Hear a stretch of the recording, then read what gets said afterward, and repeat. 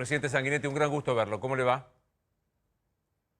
Encantado, encantado acá en mi nueva residencia, porque yo ya no vivo en Punta Carreta, Montevideo, vivo en Zoom, en mi nueva residencia. Está muy bien. ¿Y cómo se va Estoy todo el llevando? día acá. ¿Cómo convive con Zoom? Bien, bien, impecable, impecable. Bueno, desde ya que tengo actividad afuera, no mucha, pero tengo muchísima por Zoom. Claro, claro. El comité ejecutivo del partido, las cosas básicas se hacen ahora por Zoom, es una nueva dimensión. Hasta en la reunión familiar, ¿no? Claro. Nosotros los sábados teníamos la reunión familiar, almorzábamos, pero ahora tenemos un nieto en París, otro nieto en Asunción. Bueno, apareció el Zoom y es una nueva dimensión de la comunicación. Está muy bien. Así que bien. Su última actividad pública que vimos fue muy interesante, por lo menos vista desde acá, porque fue su despedida de la política, un abrazo con Pepe Mujica. Siempre me pregunto si en el agua de Uruguay No, ponen de la política no, No de la política, no, pero no sí sea malo de la política. tiene toda la razón, pero sí del No. ejercicio de todos los días, ¿no? No, no, del Parlamento, del Parlamento. Mire, yo ya antes de la elección, que era candidato al Senado, un poco simbólicamente dije que no iba a permanecer el periodo. De modo que para mí ya era un trámite, digamos así, que no iba a estar allí. Además me designaron secretario general del partido, de modo que tengo una responsabilidad política bastante importante, más cuando hemos configurado un gobierno de coalición con todas las circunstancias que lo rodean. Así que para mí era más o menos un trámite. Pero vete aquí que, como dijo Mujica, la pandemia me echa y entonces ambos nos encontramos con que nos íbamos a ir juntos. Mm. Y bueno, nuestra presidenta, vicepresidenta de la República, dijo, bueno, no se pueden ir así. Que en el Senado estén dos presidentes no es usual. Que se vayan juntos, menos aún.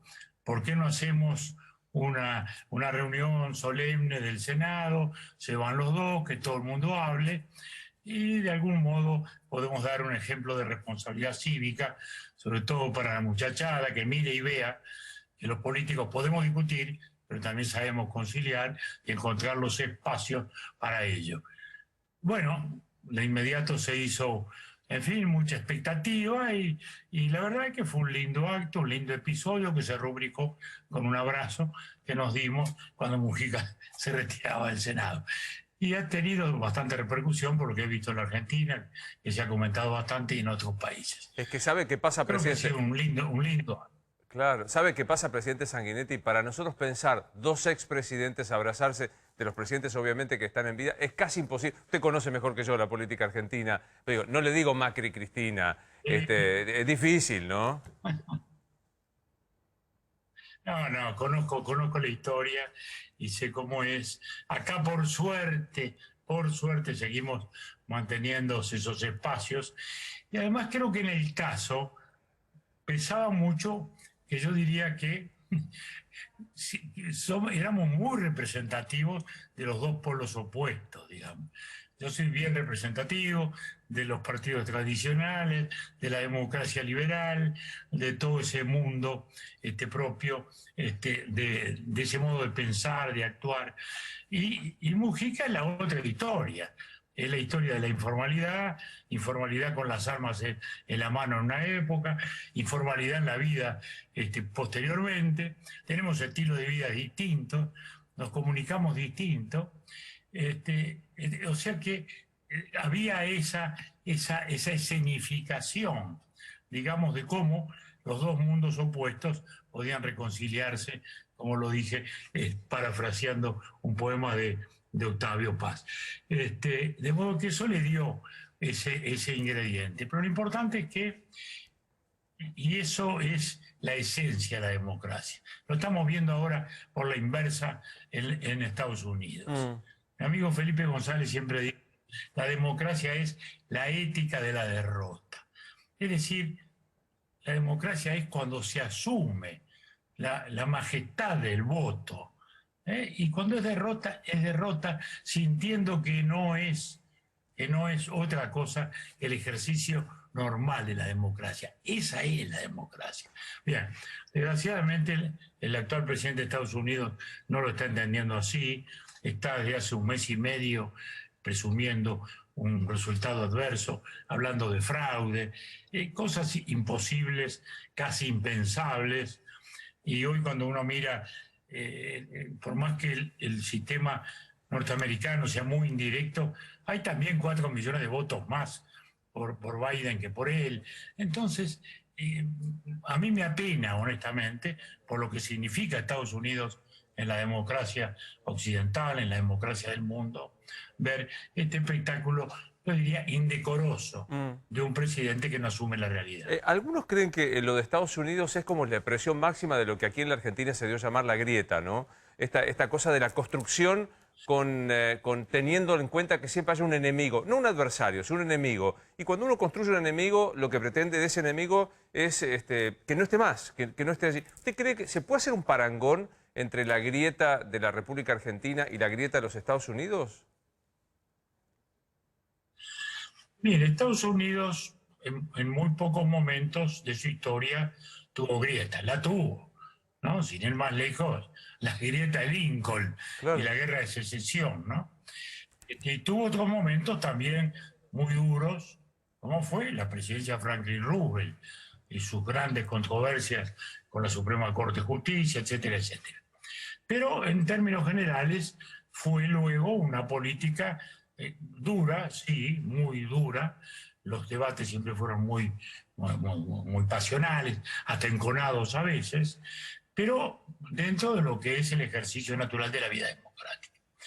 Trump ha sido un elemento disruptivo. ¿Por qué? Porque Trump no es la imagen del Partido Republicano. No es la imagen de los Bush, no es la imagen de los Rockefeller, no es la imagen de Eisenhower o Colin Powell, para hablar de los grandes militares republicanos, de los de antes y los de ahora. Él irrumpió, tomó por asalto al Partido Republicano, con una actitud de populismo, yo diría reñida con lo que es la tradición republicana, que es una tradición liberal conservadora, ¿no? Sin embargo, Trump irrumpió con ese estilo populista de agresión, de construcción del enemigo, de irrespeto y descalificación para el adversario, de poco respeto para los demás países, para los demás estados, para los demás presidentes, amores u odios. Entonces generó sin duda una oposición de ese tipo, ¿no? Es conmigo o contra mí, muy blanco y negro, sin ninguna duda. Trump creó eso. Ahora, él siendo un populista, ¿ha llevado el país al sistema populista? No, eso es otra cosa. ¿Por qué? Porque las instituciones son fuertes en los Estados Unidos. Es fuerte el Congreso, es fuerte la justicia, son fuertes los medios de comunicación, son fuertes los estados, que cada uno, ustedes ven hoy, está administrando con sus propios mecanismos y procedimientos la votación. Es decir, hay una institucionalidad fuerte que hace que aún un presidente populista y divisor como es Trump no arrastre el país hacia una situación de irrealidad. Una situación de este tipo, con un presidente así, nos retrotraería a las peores épocas de algunas de las republiquetas latinoamericanas. ¿Hoy usted ve en la Argentina un riesgo de populismo que atropelle las instituciones? No veo que las instituciones estén en riesgo en un sentido sustantivo. Podemos hablar de una inconstitucionalidad, podemos hablar de un abuso a veces, podemos hablar de ese jugar al margen, ¿no? De ese jugar en el límite que a veces ha ocurrido y que es más o menos histórico, como lo ha sido en los gobiernos Kirchner en los últimos años, ¿no? Pero de ahí a caerse en una situación de lo que era antes, digamos, la caída institucional, no lo veo. Como no lo estoy viendo fácilmente en América Latina, por muchas cosas. Claro. Primero, no está mal la Guerra Fría, que fogoneaba a unos y a otros, ¿no? Guerrilla de un lado, golpe de Estado del otro. No está más eso. Eso es muy importante. Ya no estamos en ese crimen. Segundo, y vinculado al anterior, los ejércitos se han replegado. Hoy no son una realidad política, aunque a veces pueda asomar un poquitito más en algunos países. Pero los ejércitos no son aquellos actores de los años 60, 70, que se los convocaban a salvar la civilización occidental del mundo comunista luego de la Revolución Cubana del 59. Es decir, el entorno internacional no coadyuva para eso. Librados a nuestro propio esfuerzo, tenemos democracias más perfectas o democracias más imperfectas. En la Argentina ha habido muchas imperfecciones, sí, pero de ahí a que nos caigamos más allá, no lo creo ni no lo veo. Presidente Sanguinetti, ¿se cruza con muchos argentinos que deciden emigrar hacia la banda oriental? Hay toda una discusión en la Argentina. Usted que está allá, está bien, está en aislamiento, pero ¿se cruza con mucho argentino que dice, es el momento de irme? Mire, ahí se cruzan dos temas, uno simpático y otro antipático. El antipático es el tema impositivo, que en el Uruguay siempre existió una legislación muy proclive a la instalación del ciudadano extranjero. No es de hoy, siempre existió. Y no es ni para Argentina ni para Brasil, es para todos. En los últimos tiempos, cuando llega el presidente de la calle y el gobierno de coalición, se facilitan un poquito más esas radicaciones fiscales. Esto no es un paraíso fiscal ni mucho menos, ¿no? Acá la presión fiscal es 38% del Producto Bruto. O sea que estamos lejos de eso. Pero en fin, se facilita mucho más la radicación. Esa es la parte antipática, porque naturalmente en el gobierno argentino dice, bueno, ¿cómo? Están queriendo llevar a nuestros contribuyentes. Bueno, no se trata ni de una cosa ni de la otra. El Uruguay no está haciendo nada para la Argentina, está haciendo lo que ha hecho siempre. También es para muchos brasileños, sobre todo riograndenses y paulistas, que lo hacen hacia el Uruguay, no es la misma cantidad. La segunda parte, digamos, la simpática. Es evidente que así como a nosotros nos gusta mucho ir a Buenos Aires o ir a Córdoba, a los argentinos es evidente que les gusta mucho el Uruguay, se sienten muy cómodos. Punta del Este prácticamente es una construcción porteña, en el mejor sentido de la palabra, Colonia cada vez más, el propio Montevideo es muy afín, resulta amable. Tengo amigos argentinos que les gusta venir acá, caminan, van a la librería, en fin, todo ese tipo de vida un poco más calma que el bullicio constante de la ciudad hirviente, de ese caldero hirviente que Buenos Aires les hace sentir más calmos. Esa es la parte simpática, y es verdad, sí. Uno se encuentra con muchísimos argentinos que hablan y dicen, no, qué ganas que tengo. Algunos porque además tienen casa acá, apartamentos allá, y están con la gigantesca nostalgia de que ven salir el sol, ven llegar los calorcitos Claro. Bueno, y el tránsito está muy complicado. ¿Se atreve a calificar? Pero es así. Está claro. Es verdad que la pandemia pone un cristal encima de todo que lo deforma, ¿no? Pero digo, a casi un año de gestión de Alberto Fernández, ¿se atreve a calificarlo? ¿Es un gobierno populista? ¿Es un gobierno clásico, el kirchnerismo? ¿Qué diría, presidente Sanguinetti? Mire, yo diría que es un gobierno, llamémosle, de equilibrio inestable, o de pulsión constante. ¿Por qué? Primero, por la propia estructura del poder. Ha sido relativamente frecuente en la vida política de Argentina o de otros lugares que de pronto el titular del poder político esté afuera y que el presidente, que precisamente lo representa, no sea realmente el titular del poder. Ahora, que el caudillo, o sea, que el titular del poder político esté por debajo del otro, eso es inusual. Lo cual hace que esta dialéctica presidente-vicepresidente no es cualquier cosa. Porque el vicepresidente representa la fuerza política más representativa que llevó a la presidencia a quien está en el primer plano. Entonces, hay una tensión dialéctica constante. ¿Quién gana? ¿Quién manda? ¿Quién gobierna? Cada palabra que diga la vicepresidenta va a ser interpretada en esa clave. Sacó una carta la semana pasada. ¿Qué quiere decir esta frase? ¿Qué quiere decir la otra frase? ¿Está cuestionando al gobierno? ¿No está cuestionando al gobierno? Por eso digo, estamos hablando de un equilibrio inestable, o de una dinámica del presidente, como esos magos chinos haciendo correr los platos para que no se caiga ninguno, ¿no?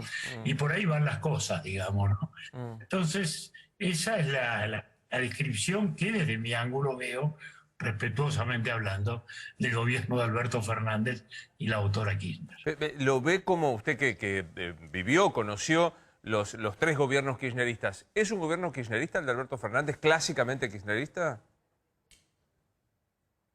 Bueno, yo diría que clásicamente no lo es, en la medida que no tiene la audacia personalista que tenían los gobiernos Kirchner.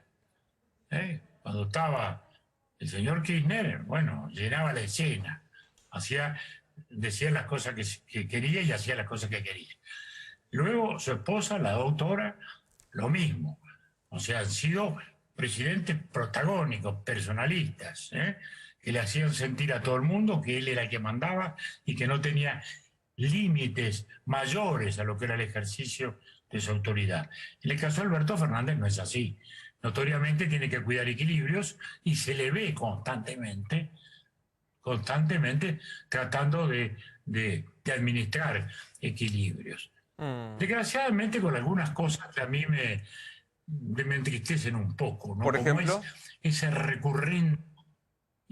esa recurrente caída en el tema del tipo de cambio, del dólar, del plan neutral, que el plan de estabilización, que Caballo, que que lo otro, pasan las decenas, y es el mito de Sísifo, ¿no? Aquel que estaba condenado por los dioses a levantar la piedra y que cuando llegaba arriba volvía a caer y volvía a levantarla, y siempre nos pechamos con la misma piedra, ¿no? Entonces, y esa generación de inestabilidad, de la cual desgraciadamente han caído casi todos los gobiernos en las últimas décadas, ¿no? Y eso es una pena, porque ya estamos en un tiempo económico del mundo en que ya hay ciertos márgenes que no podemos tener, ¿no? Porque los tipos de cambio son más universales, los flujos financieros son más universales, todo transita como dimensiones de la globalización, ¿no? La globalización tiene muchas dimensiones. La propia financiera, que en el 2008 se trató de parar un poco cuando se vio las consecuencias nefastas que podía tener una globalización descontrolada, ¿no? ¿Verdad? Con una orgía eufórica de los mercados, ¿no? Pero aún así, digo, los gobiernos tienen que administrar situaciones más realistas. Y eso es lo que a veces a uno le dice algo. ¿Qué visión tiene de que es hoy ya Jair Bolsonaro en la región? ¿Qué clase de presidente es? ¿Qué representa, presidente Sanguinetti? Mire, Bolsonaro, vamos a entender que Brasil es muy peculiar, todos somos peculiares, pero Brasil es más peculiar que todos nosotros, porque su historia lo ha hecho peculiar. Empecemos porque cuando nos independizamos de nuestras metrópolis, nosotros nos dividimos en 16 repúblicas, primero en los virreinatos, luego en las repúblicas, y en cambio el mundo portugués siguió unido. Y además fue monarquía, y nosotros no. Y fue monarquía hasta 1889. Es decir, que en todo nuestro siglo XIX era el imperio de Brasil, que era además una monarquía. Es decir, pongo esto como ejemplo y luego vienen todas las consecuencias de un país muy distinto, que nunca tuvo partidos estables, salvo los últimos años, en que una feliz circunstancia hizo que dos gobiernos de Fernando Henrique, luego dos gobiernos de Lula, luego gobierno de Lula, de Dilma, habían generado ya una secuencia de dos partidos, el PCDB y el PT, que se alternaban. El Brasil pasaba a tener tendencia. Luego, el fenómeno corrupción, el juicio político a Dilma, la presión de Lula, etcétera, etcétera, etcétera, los partidos se derrumbaron. Y en ese derrumbe nos encontramos con un vacío político que lo llena alguien que estaba hacía 20, 25 años en la Cámara de Diputados. No es que fue alguien que irrumpió desde la nada o desde un programa publicitario, no. Era un político de toda la vida, pero un político gris, sin ningún perfil particular. Tenía sí una muy buena red, las redes, una muy buena presencia allí, pero estábamos sin partidos y con una enorme crisis de inseguridad. Y entonces aparece este hombre que representaba la autoridad, que representaba la dureza, que había defendido siempre las armas, que había defendido todo ese tipo de actitud, digamos, y allí se lleva una mayoría muy significativa. En medio, como digo, de una gran deserción de los partidos y un gran decaimiento de la política y de los liderazgos. Y eso es Bolsonaro. Ahora él está allí, no, en algunas cosas le ha ido bien, en otras mal. Es un estilo muy populista, sí, como lo que hablábamos hace un rato. ¿Por qué? Porque no es respetuoso, porque ni con los países vecinos, porque el modo de hablar o el modo de introducirse no es bueno. En eso a veces ha caído también Alberto Fernández. Pero ahí va transitando, bastante mejor de lo que muchos pensaban. Total. La administración es razonablemente seria, hay una razonable estabilidad dentro de todo, un muy mal manejo de la pandemia, desgraciadamente, que le ha llevado a Brasil a pésimos resultados. Desgraciadamente es en el ranking de los 10 países con mayor muerte por millón de habitantes, 6 somos los latinoamericanos, y Brasil es uno de ellos. Manejó muy mal la pandemia. Sin embargo, luego salió a enfrentarla con planes sociales, distribucionistas, y ahí mejoró un poco la opinión. Y por ahí va transitando de un modo, yo diría, bastante mejor que lo que pudiera esperarse en virtud de lo tonitruante que eran sus declaraciones y sus actitudes. Presidente Sanguinetti, ¿qué es el poder después de haberlo tenido en su país, en su cabeza, en su cuerpo, siendo presidente del Ejecutivo? Mire, el poder democrático es algo muy limitado y que creo que tiene sí una enorme dimensión, que es más lo que evita que lo que permite hacer. El poder democrático tiene esa dimensión intrínseca. Siempre lo que se hace va a ser mucho menos que lo que uno aspira o lo que se necesitaría, porque siempre está limitado por recursos, por demografía, por lo que fuere. Es muy importante, sin embargo, lo que evita. El poder democrático, sobre todo, evita excesos financieros, personales, de inseguridad, de corrupción. Es decir, lo más importante, me parece, del poder democrático es lo que evita. Ese es el sentimiento frente al poder. Después podemos tener otros, ¿no? Como el que tenía el rey Juan Carlos, ¿no? Que decía, más de una vez me decía, mira, el poder es el teléfono. Porque, mira, te avisan que hay un conflicto en Valencia. Coges el teléfono, llamas y te dicen que el comandante en jefe de la región está de recorrida. Bueno, te preocupas. Llamas a la otra división, a la de Galicia, te dicen que está de recorrida. Más. Bueno, te juegas la última carta. Llamas al de Madrid y te dice, Su Majestad, a la orden. Entonces ahí, a la división. Porque si también está de recorrida, al helicóptero. Claro que sí. El Presidente, poder es un teléfono. me espera un segundito, hago una pequeña pausa y sigo charlando con usted. Espéreme un segundito, ya volvemos. Despedida que se hizo en la Cámara de él y de Pepe Mujica. ¿Qué admira de Pepe Mujica, presidente Sanguinetti? Con Mujica hemos estado enfrente, hemos sido enemigos, en el sentido auténtico de la palabra, porque él formó parte de un movimiento que tomó las armas, inspirado en la Revolución Cubana, con la idea, estamos hablando del año 63, que comenzaron, con la idea de sustituir la democracia liberal por un gobierno revolucionario a la cubana. Ahí fuimos enemigos, porque yo integraba los gobiernos que combatían esa guerrilla, y lo hice por convicción. Luego pasa el tiempo, viene el golpe de Estado, en muy buena ingrediente, en muy buen porcentaje como resultancia de aquella guerrilla, aunque nada excusa la responsabilidad de los mandos militares. Y bueno, salimos a la democracia en el año 85, se liberan a los tupamaros, se liberan otros presos políticos, y ahí se incorporan a la vida política. Primero tímidamente, en el Frente Amplio no los querían al principio, luego los aceptan. Mucho hablé, recuerdo, con el general Sereñi, que fue el fundador del Frente Amplio, y conversábamos. Yo siempre le decía, general, todos tienen que estar adentro. y yo todo el periodo de la transición citaba siempre un gran liberal del siglo XVIII español, López Bravo, que decía, de todo excluido se hace un enemigo, hay que meter a todo el mundo adentro. Y bueno, luego se incorporan a la vida cívica, el Frente Amplio los acepta, y ahí pasamos de enemigos a adversarios políticos, hasta hoy. Y luego adversarios cordiales. Personalmente creo que su gobierno fue pésimo en la administración, pésimo, pero creo que, y le atribuyo esa condición a Mujica, que no ha sido revanchista. Él no ha cultivado la revancha con los militares, ni las revanchas hacia el pasado.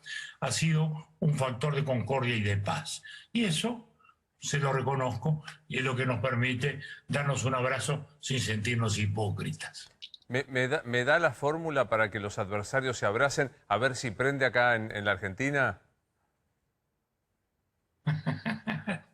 Bueno, yo diría que la fórmula es tener un poquitito de perspectiva histórica. Porque si todos leyeran un poquitito más historia, se darían un baño de humildad. Sabrían qué transitorio es el poder que tienen. Entenderían que lo que hoy que hay que despejar las anécdotas de la historia. Nos pasa a los periodistas también, pues yo soy por encima de todo y por siempre periodista. A veces las anécdotas del día nos llevan y nos perdemos la corriente de la historia. Entonces creo que no hay secreto ni milagros en estas cosas. Hay la sensatez de la moderación. La virtud aristotélica, o sea, el punto medio. El justo término medio, claro. El punto término medio, la virtud, como venía de la época de Aristóteles y Natalia Botana tantas veces cultiva y explica y desarrolla. Es un ejercicio de moderación. La democracia es un ejercicio de moderación. El inmoderado no debe ser el protagonista de la democracia. Al revés, la degrada, la fractura, la grieta. Bueno, entonces me parece que eso es lo más importante que tenemos que decir. Va a ser un mundo como estamos, porque entendamos, no nos miremos el ombligo. Estamos en una globalización tremenda, estamos en una revolución científica y tecnológica impresionante. Todas las empresas más valiosas del mundo y son todas high-tech. Estos días se publicó que Zoom, la empresa que nos está proveyendo este milagroso servicio de comunicación, hoy vale tanto como Exxon, la más grande compañía petrolera norteamericana, ¿no? Es decir, estamos inmersos en ese mundo con sociedades como las nuestras, con trabajadores no necesariamente ya formados para ese mundo, al revés, con una demanda insatisfecha en las empresas digitales, a su vez con enormes masas, hoy en trabajos que se van desplazando, que van desapareciendo. Entonces estamos en un desafío gigantesco, en un cambio de civilización. Bien. La riqueza es otra, ¿no? La riqueza es otra, el modo de comunicarse es otro. La propia democracia representativa es otra. Porque ya hoy el ciudadano agarra un Facebook, escribe, o mete un Twitter y ya cree que está participando del debate y que le dijo al gobierno esto y lo otro, y el gobierno ni se entera, no importa. Pero, es decir, el ciudadano ya no siente la necesidad de ir a su club político, de hablar con su diputado, ni aún a su iglesia, ¿no? Porque cada vez uno percibe en el mundo la existencia del Dios personal, más que el Dios de las iglesias. Entonces, en este entorno de una velocidad impresionante. Bueno, me parece que nuestra política debe tratar de entender eso para meternos en ese mundo, ¿no? Y no seguir, ¿no? con los parámetros de un mundo que ya se nos va terminando, que ya no está más. Que ya se nos va muriendo. Presidente, un placer saludarlos de Buenos Aires. Que pronto podamos vernos, que el virus se vaya y que pronto podamos cruzar el charco de un lado y del otro. Un gran abrazo y gracias por estar con nosotros. Nos vamos a ver, la vida sigue. Claro que sí. Buena suerte. Igualmente.